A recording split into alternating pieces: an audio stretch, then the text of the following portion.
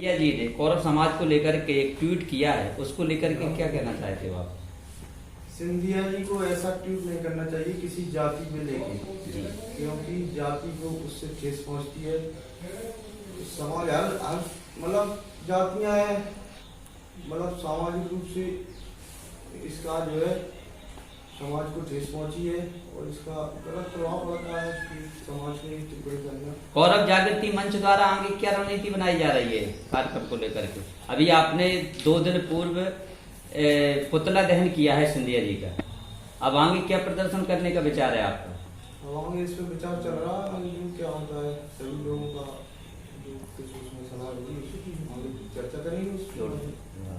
जितेंद्र सरपंच जी, जिस प्रकार से आपने जो पुतला दहन किया है उसमें हाल ही में एक पुलिस ने अभी मुकदमा दर्ज भी किया है 12 लोगों पर, तो क्या लगता है ये निशाना आपकी तरफ जा रहा है क्या? निशाना किसी भी तरफ जाए, तीर चलेगा तो निशाना तो लगेगा ही ठिकाने पे जी।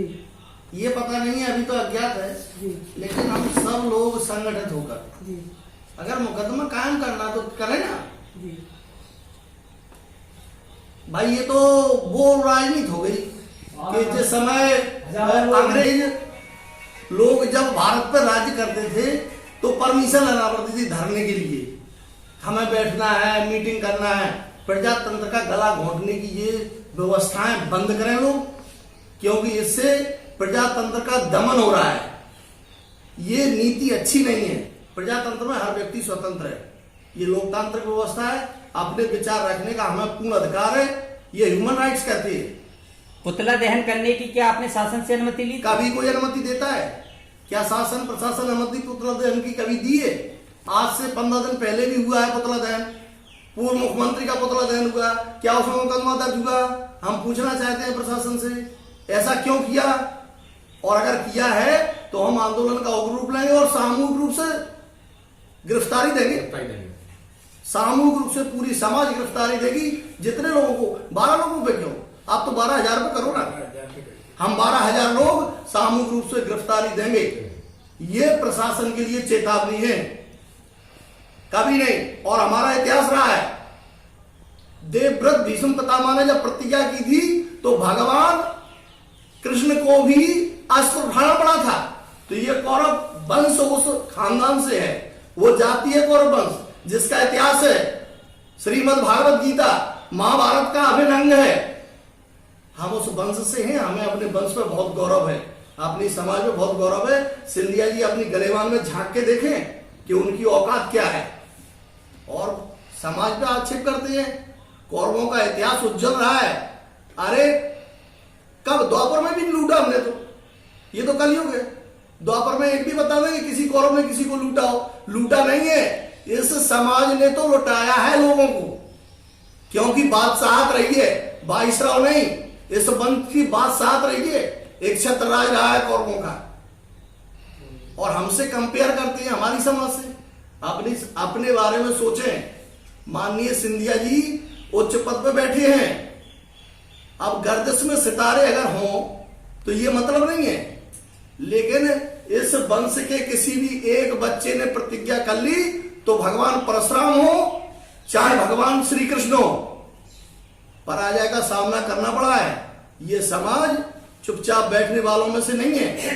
जब समाज के ऊपर कोई आघात करेगा, कोई टोकेगा, तो मान सम्मान के लिए मरना मंजूर है, लेकिन झुकना मंजूर नहीं। जय कुरुवंश, जय भीम।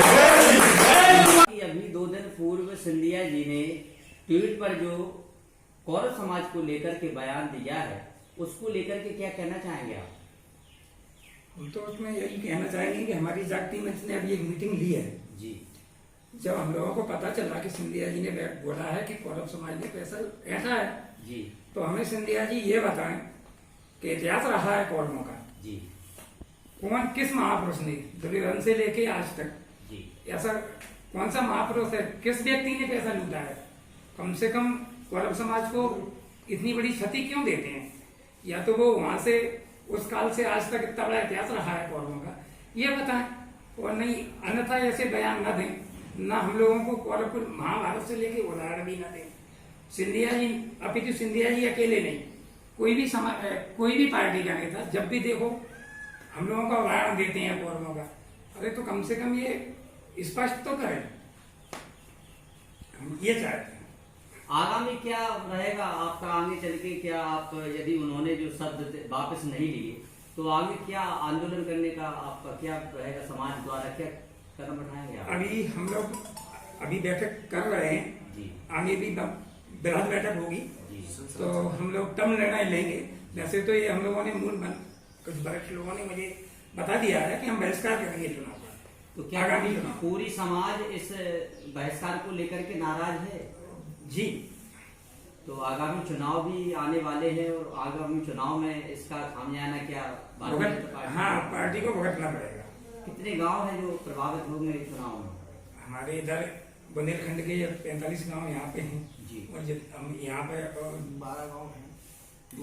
गोवा तहसील में जी सब लोगों से बात हुई है। जी एक राय होके जी ये निर्णय लिया गया है कि चुनाव का हम लोग बहिष्कार करेंगे। माने आप हर चुनाव में कौरव पांडवों का नाम लेके बदनाम करते हैं हमारी समाज को, ये आप उचित नहीं है, इसमें सुधार किया जाए, हमारा ये कहना है। हमारी जागृति मंच समाज की सोच रखती है। काफ़ी टाइम से हम समाज के बारे में सोचते हैं, मीटिंगें करते हैं और समाज सुधार के लिए हम लोग कई काम कर चुके हैं। सम्मेलन करते हैं, सामूहिक विवाह कराते हैं, गरीबों की मदद करते इसका हैं। बयान क्या है आपका सिंधिया जिला की? इसका ये बयान है कि हमारे समाज के बारे में उन्होंने अपमानित शब्द किया है। पैसा लूटना किस समाज ने लूटा है, किस लोगों ने लूटा है, हमें बहुत बुरा लगा, हमारे संगठन को बुरा लगा, हमारे समाज के सभी लोगों को लगा। क्योंकि हमें पार्टी से कोई मतलब नहीं है। हमारे समाज का नाम कभी भी कोई भी पार्टी का ना ले, हमें बस यही है जागृति मंच के द्वारा कि हमारे समाज का नाम कभी अपमानित शब्द के नाम से ना भूला जाए। तो आप मानते हैं कि सिंधिया जी ने आपके समाज का अपमान किया है? नहीं, नाम कौरवों का नाम लिया है उन्होंने। कौरवों का शब्द क्या मतलब, उनकी कौरवों का जो शब्द कहने का आप मतलब किस तरीके से लेते हैं? हमें यह है कि कौरवों को आप क्या समझते हैं? कौरव क्या बदनाम है कि कौरवों क्या पैसा लूटते हैं? कौरव क्या है? कौरवों का शब्द का मतलब क्या है? हम उनसे ये पूछना चाहते हैं कि कौरवों का नाम आप क्यों ले रहे हो? कौरवों ने क्या कब कहाँ गलत किया है? तो अगला पड़ाव क्या है? अगला पड़ाव यह है कि हम लोग सब लोग उनसे यही कहना चाहते हैं कि आप या तो माफी मांगे, नहीं मांगेंगे तो हम आपका बहिष्कार करेंगे। चुनाव में आपको बता देंगे कौरव समाज कितनी संगठित है, कौरव समाज क्या कर सकती है, आपको आगे समझ में आ जाएगा। पूरा कौरव समाज एकजुट है क्या? बिल्कुल है, समाज के नाम पे सभी लोग एकजुट हैं। हमारे पास कई फोन आ रहे हैं, मारवाड़ समाज हमारा वहाँ बहिष्कार किया है, गोहर में भी हमारा समाज है, वहाँ भी बहिष्कार कर रहे हैं लोग, और हमारा भांडे क्षेत्र में भी समाज है। काफी लोग वहाँ आंदोलन करने के लिए तैयारी कर रहे हैं, हमसे पूछ रहे हैं, हम भी आंदोलन के लिए तैयार हैं। और आगे समय जब हमारी बात होगी तो हम बताएंगे आगे क्या करना है। आपके मुरारी सरपंच जितेंद्र सिंह गौरव ने जो अभी पुतला दहन किया है जी क्या आपको लगता है कि ये आगे आंदोलन के रूप ले सकता है? बिल्कुल बिल्कुल, हमारे मुरारी सरपंच बहुत अच्छे समाज सेवक हैं, वरिष्ठ हैं गौरव जागृति मंच के। उनकी समाज के प्रति बहुत अच्छी सोच है और उनके साथ पूरा संगठन, पूरा समाज खड़ा हुआ है। उद्देश्य कुछ नहीं है, उद्देश्य इतना सा था कि कौरव समाज को उनके टूट से आहत हुई है, क्षति हुई है, समाज की गरिमा को उन्हें धूमिल किया है, हम लोगों को बुरा लगा, अपमान है हमारा सारे समाज का, इसलिए मैंने उनका पुतला दहन किया।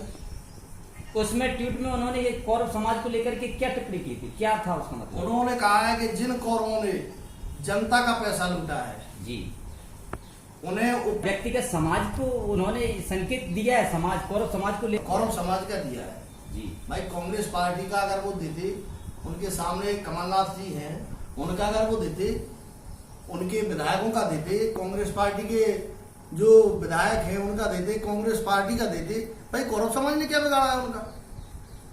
जब जब उन्होंने चुनाव लड़ा है कौरव समाज ने हर वक्त साथ दिया है। आगे कुछ समय बाद उपचुनाव सामने है और जी। आपकी समाज के कुछ गांव उपचुनाव के अंतर्गत विधानसभा नहीं, में आ हमारे- रहे हैं। तो हम- क्या रणनीति रहेगी आप? कुछ रणनीति नहीं है, हमारी समाज ने सबने इकट्ठा होकर गोहद में मीटिंग लगाई। गोहद तहसील में कुछ गांव है, वहां तो हम बहिष्कार कर रहे हैं गोहद में, तो हम बहिष्कार करेंगे चुनाव का। आगामी चुनाव में क्या कांग्रेस का दामन थामेगी आपकी समाज? देखो, ये बात सामाजिक है, राजनीतिक नहीं है। जी इसमें ना कांग्रेस से हमें कोई लेना देना है, ना भारतीय जनता पार्टी से लेना देना है, चूंकि विकल्प हर व्यक्ति खोजता है, समझ रहे आप जी। विकल्प हर व्यक्ति खोजता है। हमें चुनाव का बहिष्कार ही करना है तो हमें किसी का साथ क्यों लेना है? तो आगे क्या रणनीति है, आगे क्या करेंगे आप इसको चुनाव का लेकर? बहिष्कार करेंगे गोद में, तो ये तय हुआ है समाज में, पूरे समाज का तय हो गया है कि गोहद विधानसभा में चुनाव का बहिष्कार करेंगे। मध्य प्रदेश में देखा जाए तो आप किन किन विधानसभाओं में आपका जनमत है? मध्य प्रदेश में इस समय वर्तमान में भांडेर विधानसभा जो उपचुनाव होना है, गोहद विधानसभा, महगांव विधानसभा, जहां हमारी समाज अच्छा खासा वर्चस्व रखती है। भाई समाज का वोट बैंक हर विधानसभा में 2-5 हजार वोट प्रभावित तो स्वयं के ही है, और प्रभावित करने में 15 और 12 हजार वोट हम लोग प्रभावित करते हैं हर विधानसभा में।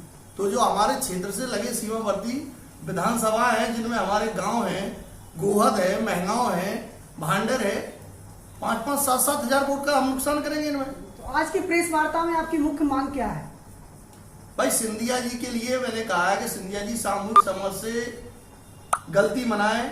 उन्होंने जो गलती की है, जो सिंधिया जी ने अपना ट्वीट किया है कि कौरव लोगों ने जनता का पैसा लूटा है, उसके विरोध में, सिंधिया जी के विरोध में आदरणीय जितन सरपंच द्वारा दहोद में पुतला दहन किया गया था। उनका विरोध प्रदर्शन किया गया था कि हम उनका विरोध करते हैं, इस तरह की कौरवों के प्रति जो सोच रखते हैं उसका हम विरोध करते हैं। चूंकि आगे उपचुनाव आने वाले हैं, उन उपचुनाव में भी हम संपूर्ण समाज, गोहद क्षेत्र, बुंदेलखंड, सारे क्षेत्र के कौरव बंधु मिलकर चुनाव का बहिष्कार करेंगे। गोहद में ऐसा तय हो गया है, यहाँ भी तय होना बाकी है। आपकी क्या मांग रहेगी उनके लिए, सिंधिया जी के लिए, यदि उन्होंने ये शब्द उपयोग किए हैं आपके सब तरफ से देखा करो, सब तरफ तो उसके लिए क्या करना चाहिए? उन्हें क्या माफी मांगने के लिए आप? बिल्कुल, जो उन्होंने समाज के प्रति जिस तरीके की भाषा का इस्तेमाल किया है कि कौरव समाज जनता का पैसा लूटा है, या तो उन्हें समाज से माफी मांगनी चाहिए जो समाज के बारे में, या फिर जिन लोगों ने पैसा लूटा है उनके नाम बताने चाहिए कि कौरव समाज के फलाने व्यक्ति ने उनका पैसा लूटा है, जनता का पैसा लूटा है, वो बताएं, या फिर संपूर्ण समाज से माफी मांगे। यही संपूर्ण कौरव समाज चाहती है। नहीं, आपके और भी आपके विधानसभा में जो आपके विधायकगण हैं, आपके सीनियर लीडर हैं, आपके अखिल भारतीय कौरव समाज के सीनियर लीडर हैं, वो क्यों चुप बैठी हुई है? नहीं, वो चुप कहाँ बैठे हैं? मालवा में पुतला दहन हुआ है, गोहद में भी हुआ है, रघुओं में हुआ है। दमोह में तो आपके युवाओं ने किया, अभी तक सीनियर आपकी तो सीनियर लोग तो पीछे सपोर्ट करते हैं। आक्रोश तो जोश तो युवाओं के अंदर होता है, पुतला दहन तो युवा करते हैं, आगे आगे लड़ाई तो युवा करते हैं, आंदोलन। उनके मुखारबिंद से ऐसे अपमानजनक शब्द किसी भी समाज के लिए आहत भरे, ये चिंता का विषय है। उन्हें सोच समझ के बोलना चाहिए। नहीं, यदि उन्होंने माफी नहीं मांगी तो तब क्या करेंगे आप? माफी नहीं मांगी तो गोहद विधानसभा में तो हम कह ही चुके हैं, वहां हमारी समाज ने चुनाव का बहिष्कार स्वीकार किया है, बैठ के मीटिंग हो चुकी है, गोहद में तो बहिष्कार करेंगे। और आगामी हमारी मीटिंगें हर जगह चल रही हैं, समाज से बातचीत चल रही है। आगे क्या व्यापक रूप होगा, समाज संगठित होकर ये निर्णय देगा। हम लोग उस समाज के नक्शे कदम पर आगे बढ़ेंगे।